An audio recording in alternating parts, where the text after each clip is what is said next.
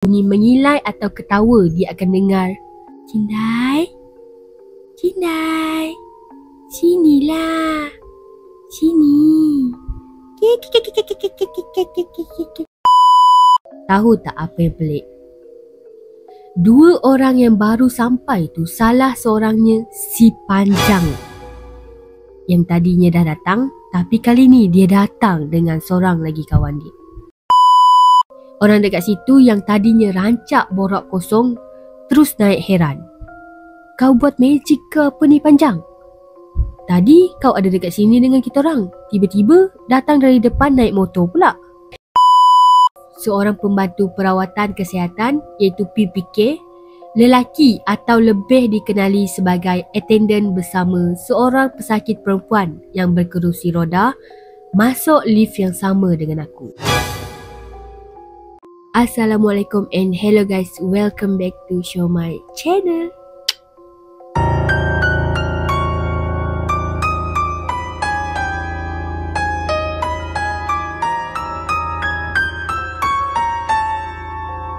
So guys, video kali ini Mak akan share beberapa kisah seram yang bertajuk security.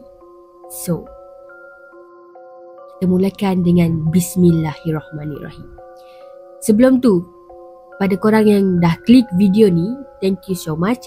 Pada korang yang belum subscribe channel Mai, korang boleh tekan butang subscribe di bawah supaya korang tak tertinggal kisah-kisah seram yang akan Mai share selepas ini. So, let's get started. Assalamualaikum and hi. Kisah yang pertama ni bertajuk Jaga Bangunan Terbengkalai. Kisah ni kisah dari kenalan aku. Namanya Nazri. Dia ni pesara tentera. Kalau setakat nak kerja sorang-sorang, shift malam, no hal lah bagi dia. Pernah jadi askar kot. Dia pernah kerja malam seorang diri jaga bangunan terbengkalai. Kalau korang tengok mana-mana kondo, mesti tingkat 2 ke 3 bahagian bawah adalah tempat parking kereta, betul tak? Bangunan yang dia jaga tu baru proses dok buat bahagian parking je. Tu pun dah bertahun delay, kata dia. Dah lah rapat dengan kaki bukit, lepas tu terbiar sampai naik segala anak pokok dalam bangunan tu. Dah macam Highland Tower pula tempat dia. Nazri ni, dia berani orangnya. Dia cakap masa dia tengah kerja tu, bunyi mengilai sayup-sayup menangis senandung dah jadi biasa bila pukul 3 ke 4 ke atas. Kadang-kadang bunyi tu macam jauh, lepas tu tiba-tiba bunyi tu macam dekat. Kalau bunyi menangis, biasanya dia dengar juga suara, "Tolong!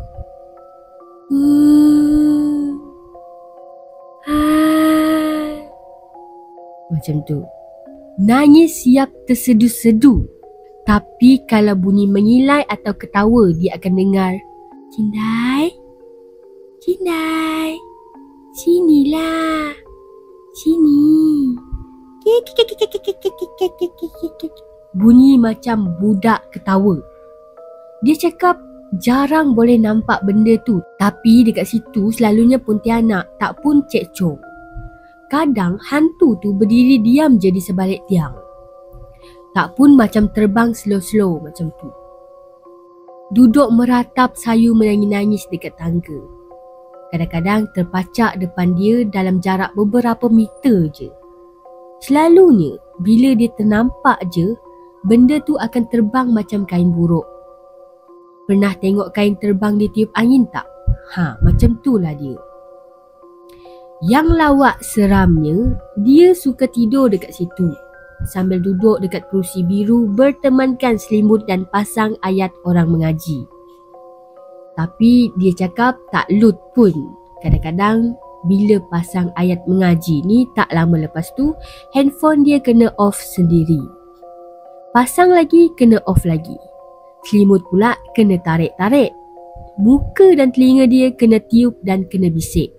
Kadang-kadang dengar suara halus yang memanggil, "Oi, oi," dekat-dekat tempat dia duduk tu. Begitulah rutin dia sampailah dia berhenti kerja sebab bosan sangat kerja seorang. Dia offer dekat aku kalau nak gaji bolehlah setakat nak 1,800 macam tu. Taubatlah aku nak, kata dia. Lalu siang hari pun aku tak berani nak masuk, ini kan pula kerja dekat situ waktu malam, kata dia. Kisah yang kedua dari si Hafiz ni bertajuk Jaga Perumahan Banglo. Kisah ni dari sekumpulan kenalan aku juga. Masa kawasan tu baru je siapkan perumahan banglo. Diorang adalah sekuriti terawal yang jaga dekat situ. Perumahan tu asalnya kawasan hutan berbukit lalu diratakan menjadi kawasan elit. Tauke developer menjadikan suasana hutan bukit sebagai tema banglo di situ. Sesuai untuk orang kaya yang inginkan banglo di kawasan bandar tapi nak dekat dengan alam menghijau, tenang dan mendamaikan. Dekat situ ada bekas lombong atau kuari yang digali sejak sekian lama sampailah dah bertukar menjadi tasik luas dan sedalam bangunan 23 tingkat. Pekerja buruh Indon dan sekuriti suka mandi dekat tasik tu petang-petang sambil memancing tilapia. Diorang siap buat rakit lagi. Kisah seram ni bermula pada satu malam tu masa diorang duduk melepak sambil berborak kosong di pos dalam 2 ke 3 orang macam tu. Lepas tu, ada seorang lagi sekuriti datang join lepak. Kami panggil dia Panjang. Malam tu tak ada apa-apa yang pelik pun. Cuma malam tu si Panjang tak banyak bercakap pula. Dia just memerhati je sambil mundar-mandir. Tak lama lepas tu, dia pergi ke tempat gelap dekat luar pos tu.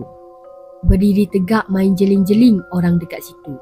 Dengan senyuman menyeringainya sambil lentokkan leher macam gaya nak patahkan leher. Dia macam ni. Macam tu. Tengok macam pelik dah ni. Tapi diorang malas nak layan. Mungkin dia duk merapu, kata dia. Tak lama lepas tu, si Panjang pergi ke toilet di belakang pos. Dan sejurus lepas tu ada 2 lagi sekuriti lain sampai dan parking motor depan pos. Tahu tak apa yang pelik? 2 orang yang baru sampai tu salah seorangnya si Panjang. Yang tadinya dah datang tapi kali ni dia datang dengan seorang lagi kawan dia. Pelik kan? Tapi kali ni dia datang dengan berbaju lain sambil bercakap merapu macam biasa. Orang dekat situ yang tadinya rancak borak kosong terus naik heran.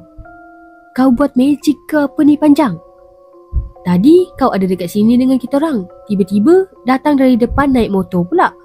Si Panjang dan seorang lagi mama tu apa lagi? Beria-ria bagi tahu yang dorang berjam-jam duduk lepak kedai mama. Masing-masing macam tak percaya siapa yang betul siapa yang menipu. Si Panjang lagi lah tak percaya. Entah-entah orang situ duk mainkan dia ke apa ke. Jadi, diorang pun pakat cek CCTV nak tengok apa yang dah berlaku dekat dalam pos tu. Dan memang terbukti si Panjang memang ada datang lepak-lepak di pos. Lepas tu keluar pergi toilet belakang. Dan muncul si Panjang yang ori ni dengan motor dari arah jalan raya depan. Start dari tu, diorang duk bahan si Panjang ni dah ada kembar baru. Ada hantu berkenan nak jadi handsome macam dia. Dari kisah seram bertukar jadi bahan lawak. Tapi sebenarnya diorang masih duk teringat yang masa si Panjang duk merenung diorang dari gelap sambil senyum menyeringai tu. Yang tu seram lah. Bila tengok ulang balik, CCTV kejadian malam tu memang si Panjang tu berkelakuan aneh. So tu je kisah yang dihantar oleh Hafiz. Kisah yang seterusnya ni bertajuk Security Hospital. Kira-kira 10 tahun yang lalu, aku bekerja sebagai seorang security di sebuah hospital yang terletak nun jauh di atas bukit sana. Lokasi yang tepat tidak dapat aku dedahkan, tapi hakikatnya semua hospital pasti ada kisahnya tersendiri. Hospital di mana tempat aku bekerja ni memang agak keras sampailah apabila shift malam kebanyakannya staf memang tidak berani berjalan seorang diri di sekitar hospital. Hendak ke mana-mana pasti berteman. Jadi aku selaku security bahagian rondaan clocking jam yang menjadi peneman mereka. Biasanya aku temankan mereka ke makmal patologi dan bilik mayat atas urusan menghantar sampel darah dan juga mengambil dokumen. Aku tidak kisah menjadi peneman mereka yang setia kerana selalunya ada sahaja habuan yang mereka berikan. Contoh dia macam roti canai, burger, nasi lemak, ayam goreng dan sebagainya. Itu belum rasuah daripada penjaga pesakit kerana ingin mendapatkan keistimewaan kebebasan untuk waktu melawat. Bergaduh dengan pelawat tu sudah menjadi kebiasaan kami. Kena hina, kena keji, dengan lantang mengatakan bahawa aku bodoh, gaji berapa sen sangat. Pernah aku meninggikan suara pada seorang makcik tu. Hoi orang tua, kau tunggu sini, aku pergi balik ambil sijil-sijil aku. Jangan pernah sesekali menghina pekerjaan orang, asalkan halal, okey lah. Aku membentak makcik tu. Makcik tu terdiam. Selamat aku. Aku sebenarnya tak ada apa-apa sijil. Yang ada hanyalah sijil kelahiran. Mana yang selalu cuba merasuah memang aku tak layan. Amanah pihak majikan akan aku laksanakan sebaik mungkin. Semua sama aku buat sesuai mengikut peraturan pihak hospital. Apa yang seronok bekerja sebagai security hospital ni sebab aku boleh jumpa dan kenal ramai orang. Berbalik pada cerita seram aku di hospital tersebut, aku cuba ringkaskan sedakat mana yang boleh. Aku selaku security ronda, jadi aku akan pergi ke setiap ceruk hospital untuk meronda, menjaga keselamatan hospital. Memang tugas tetap aku sebagai peronda clocking, menggantikan anggota lain untuk berehat dan solat. Aku meronda setiap 2 jam sekali, 1 pagi, 3 pagi dan 5 pagi. Kebiasaannya bila aku sampai ke tempat yang sunyi dan tiada orang seperti di blok farmasi, makmal, rumah mayat, dapur dan tempat fisioterapi, aku akan meronda sambil mendengar alunan Al-Quran. Lokasi yang aku sebutkan tu tadi biasanya kosong dan sunyi pada sebelah malam kerana tiada staf yang bekerja mahupun pesakit. Aku sering mengalami kejadian aneh dan seram dekat sana. Bilik mayat kebiasaannya kosong kecuali jika ada jenazah yang melibatkan kes polis seperti bunuh diri, kemalangan dan juga kematian warga asing. Setiap kali aku meronda ke bilik mayat, bacaan Al-Quran di telefon bimbit aku akan berhenti secara tiba-tiba, diikuti bunyi seperti radio yang kehilangan frekuensinya. Padahal aku mendengar bacaan tersebut melalui pemain muzik dan bukannya radio. Untuk pengetahuan semua, bilik mayat tu terletak di bahagian bawah bukit dan terpisah jauh dari bangunan-bangunan lain. Untuk ke rumah mayat tersebut, aku terpaksa menuruni 40 anak tangga. Apabila sampai dekat bawah, suasana memang sunyi sepi, hanya ditemani bunyi unggas dan cekerik. Apatah lagi apabila bacaan ayat suci Al-Quran yang aku pasang berhenti begitu saja. Memang aku percepatkan langkahku agar tugas aku dekat sana cepat selesai. Apabila aku sudah sampai ke bahagian atas, pemain muzik kembali berfungsi seperti sedia kala. Alunan bacaan Al-Quran kembali kedengaran. Kalau hendak diikutkan pelbagai pengalaman seram yang aku alami di rumah mayat tersebut, pada satu malam kalau tak silap aku ketika tu jam kira-kira pukul 2 pagi. Ketika itu aku menuju ke bilik mayat bagi menjalankan rondaan dan membuat clocking untuk poin yang 14 kalau aku tak salah lah. Poin tersebut terletak tepat di pintu peti mayat. Masa aku berada berhadapan peti mayat, tiba-tiba satu dentuman yang agak kuat kedengaran dari dalam peti tersebut. Dan tiba-tiba pintu peti tu terbuka dengan sendirinya. Jantung aku time tu bagaikan disentap sekuat-kuatnya kerana terkejut yang amat sangat. Pada mulanya aku cuba melarikan diri, namun aku berpatah balik kerana perasaan ingin tahu muncul. Aku mencuba untuk mengintai dari jauh, lalu kedengaran bunyi bising dalam peti mayat tersebut terlihat kepala jenazah dari dalam peti tersebut. Kalau tak salah, jenazah tersebut adalah seorang warga negara Myanmar yang menunggu proses selanjutnya daripada pihak imigresen. Sekali lagi dentuman kuat kedengaran. Kali ni aku tak tunggu lama. Aku terus melarikan diri dengan menaiki tangga. Hampir saja aku tersungkur masa tu. Tak kisah di hospital mana sekalipun, rumah mayat pasti menjadi tempat yang digeruni dan menyeramkan. Namun, bukan itu sahaja gangguan yang aku alami dekat situ. Pernah satu malam tu, ketika aku meronda di sekeliling kawasan rumah mayat tersebut, tiba-tiba kedengaran suara perempuan sedang menangis dari sebelah dalam. Menurut staf pada ketika itu, ada tersimpan dekat sana satu jenazah wanita yang bunuh diri. Aku tak pasti ia ada kaitan atau tidak dengan tangisan yang aku dengar tu. Wallahualam. Dia macam sayup-sayup je bunyi tangisan tu. Aku masih ingat lagi, pada waktu tu jam kira-kira 3:30 pagi. Aku terserempak dengan seorang kanak-kanak sedang bermain guli di hadapan bilik mayat. Aku memberanikan diri untuk menyelesaikan tugasan aku dekat situ. Setelah meronda, mengelilingi rumah mayat tersebut, kanak-kanak tu tiba-tiba hilang. Lokasi lain sebenarnya lebih menyeramkan daripada rumah mayat tu. Tetapi bagi kita semua pasti merasakan rumah mayat tu adalah tempat yang paling menyeramkan. Belum lagi bila peti mayat rosak dan gagal diselenggara. Pernah sampai mayat membusuk. Baunya tidak dapat aku gambarkan.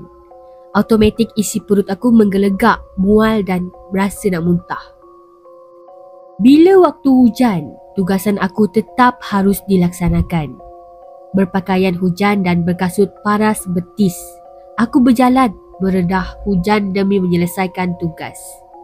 Bagi aku, bila hujan turun dengan lebat itu tak apa. Tapi bila gerimis dan renyah-renyah itu cukup membuatkan aku runsing. Biasanya, suasana begitulah aku selalu melihat penampakan. Tiada yang lain aku bergantung harap kecuali pada Yang Esa. Aku sebenarnya bukan pemberani, tetapi aku tetap lemah semangat.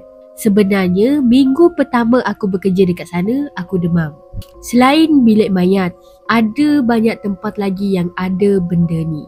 Tempat yang keras, salah satunya di stor simpanan tong gas. Di situ, ada satu point clocking. Di sana, aku sering terdengar bisikan memanggil nama aku. Apabila aku memeriksa sekeliling, langsung tak ada orang yang aku temui. Dia macam, Mat P, Mat P, Mat P. Kedengaran agak jelas nama aku disebut walaupun hanya sekadar bisikan. Tapi yang pasti, suara tu hanya akan kedengaran memanggil nama aku sebanyak 3 kali sahaja. Lepas tu suasana kembali sunyi. Begitulah selalunya. Selesai membuat rondaan, aku biasanya akan melepak seorang diri di tempat letak kereta sambil berehat. Memang sunyi tempatnya. Pernah juga berlaku kes kecurian kereta. Jadi aku diarahkan oleh pihak atasan untuk memantau dari masa ke semasa tempat tersebut. Masa rondaan dibuat secara rawak agar pencuri tidak dapat mengesan kehadiran dan pergerakan aku. Pernah satu kali ketika aku sedang memantau keselamatan di sekitar tempat letak kereta, tiba-tiba satu lembaga putih melintas di hadapan aku, lalu menuju ke belakang sebuah stor. Aku terkejut dan mula berasa seram sejuk, namun perasaan ingin tahu mengatasi segalanya. Aku cuba mengekori dari belakang dalam jarak lebih kurang 30 meter. Namun lembaga putih tu semakin menjauh lalu hilang. Aku juga ada mengalami gangguan di tandas awam di sekitar hospital tersebut. Ketika aku sedang mencuci muka, tiba-tiba aku ditolak dari belakang. Dap! Aku pun macam tu. Bukan main terkejut aku masa tu. Lalu aku pun menoleh ke belakang. Seorang kanak-kanak dalam anggaran umur 4 tahun berlari keluar dari tandas tersebut. Aku berniat mengejarnya, namun apabila aku keluar, kanak-kanak tu hilang tanpa dapat dikesan. Pada satu malam yang lain, tetapi di tandas yang berlainan, aku diganggu dengan satu ketukan pintu yang amat kuat sehingga bergegar pintu tandas tersebut. Kali ini aku keluar memeriksa sekeliling kawasan tandas, namun tak ada siapa yang aku jumpa waktu tu. Bunyi tapak kaki orang berlari pun tak ada. Kalau manusia, mustahil untuk melarikan diri tanpa dikesan kerana dekat situ kawasan lapang. Hospital tempat aku bekerja ni agak luas di atas bukit. Di puncak paling atas adalah kawasan kediaman staf, iaitu 3 blok bangunan 5 tingkat. Satu malam yang sunyi ketika aku sedang memantau keadaan di sana, tiba-tiba aku dikejutkan dengan penampakan satu sosok wanita dekat tepi tiang. Berdiri tegak dan tidak bergerak sama sekali. Kali ni aku dapat melihatnya dengan agak jelas. Jika sebelum ni aku hanya melihat benda tu dalam keadaan seperti bayang-bayang macam tu je. Rupanya tidak mahu aku ingatkan lagi kerana keesokannya aku demam. Kalau nak diikutkan lagi, banyak pengalaman seram yang aku sendiri alami maupun staf hospital sendiri. Pelbagai cerita dapat aku dengar hasil perkongsian daripada mereka. Antaranya, satu kejadian yang terjadi dekat dalam bilik bedah. Staf tersebut dikejutkan dengan kehadiran sosok wanita seakan-akan yang sedang menjilat darah di katil yang baru saja digunakan untuk operasi pembedahan. Suasana kelam kabut ketika itu sehingga staf lain ke sana ke sini. Benda tu menghilang secara tiba-tiba. Menurut jururawat yang melihatnya, ianya terjelir dan lidahnya panjang sampai paras dada.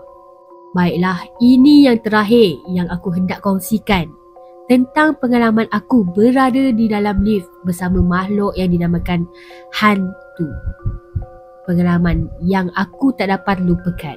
Ketika itu, aku meronda ke kawasan wad baru di mana ditempatkan wad bersalin dan wad wanita. Wad bersalin di tingkat 3 manakala wad wanita di tingkat 4. Semasa aku masuk lift, seorang pembantu perawatan kesihatan iaitu PPK, lelaki atau lebih dikenali sebagai attendant bersama seorang pesakit perempuan yang berkerusi roda masuk lift yang sama dengan aku. Aku melihat keadaan pesakit tersebut agak parah. Banyak kesan darah yang melekat pada baju dan muka.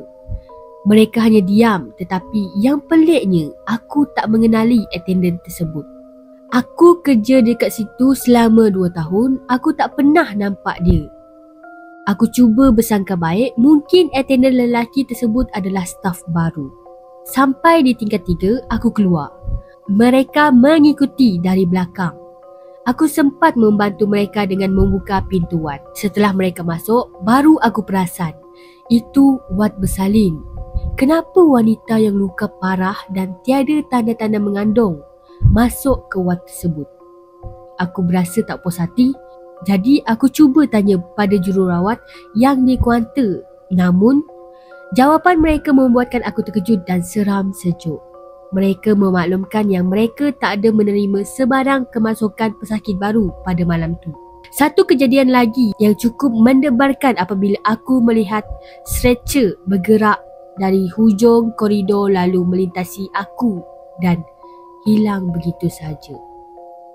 Bukan aku sahaja yang ada pengalaman berjumpa dengan mereka berdua. Kawan-kawan aku juga pernah. Namun, biasanya selepas tu mereka akan berhenti kerja. Aku juga berhenti bekerja dan menyambung pelajaran pada waktu tu. So, itu sahaja kisah yang aku kongsikan pada korang. Maaflah sebab suara aku macam sengau sikit dan hidung aku ni macam sumbat. Ya betul, sebab aku flu. Tadi aku kemas-kemas bilik. Lepas tu aku ni jenis yang tak boleh kena debu sikit. So jadilah macam ni. Suara pun macam tersekat-sekat nak bercakap. Sorry So, kalau korang suka video kali ni, korang jangan lupa like, komen and subscribe channel my, okay? Supaya korang tak tertinggal kisah-kisah seram yang akan share selepas ini. So, bye-bye. Assalamualaikum.